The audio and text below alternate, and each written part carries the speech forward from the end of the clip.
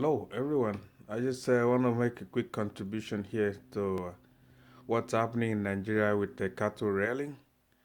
When you look at what's going on with the killing with the Fulani Herdsmen and what the government is trying to offer as approach, it's kind of something that you think and say, well, I think our leaders, we don't have a approach to solving problems.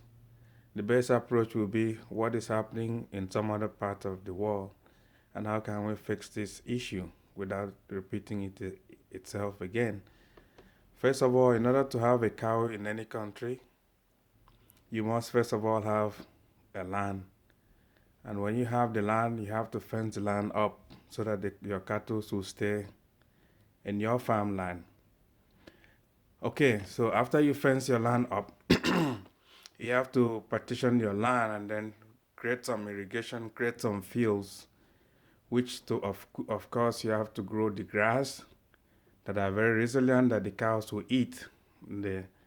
After 2 weeks, they come back to that part of the land and they eat. While you move them to the other side of the land, then they graze on that and they come back. Just they keep going back and forth like that. It's a very simple process. Simple process in the fact that you have to have irrigation to supply some water to the grass to grow. So these things, it's not only good for the cattle. They get enough water for them to drink from time to time. They eat fresh grass and their production will be 5 or 15 times better than what it is right now by taking them for a long walk and all that stuff, drain them out without water, and on top of it, taking them on another man's farmland. That's totally shouldn't be happening. I will be showing you in the next video how we manage cows here. We got like over 5,000 cows from a neighbor of mine. And believe me, what you guys are doing, it's paradise. Up here we have minus 45.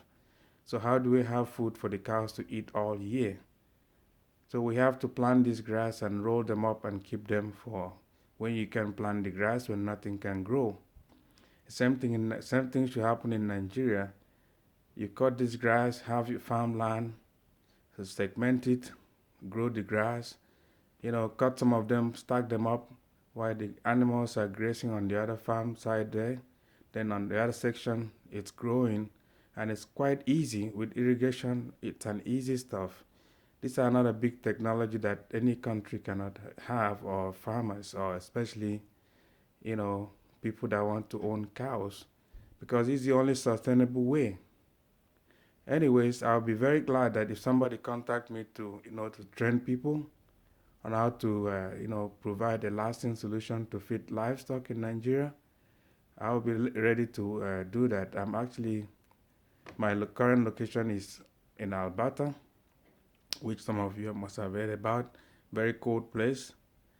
So if anybody is interested, if the government is interested, we can come down, train a few guys. If you can provide some 100 acres of land each state, we might be able to, plant so much grass that even animals cannot finish. They can't even eat it. They won't finish it.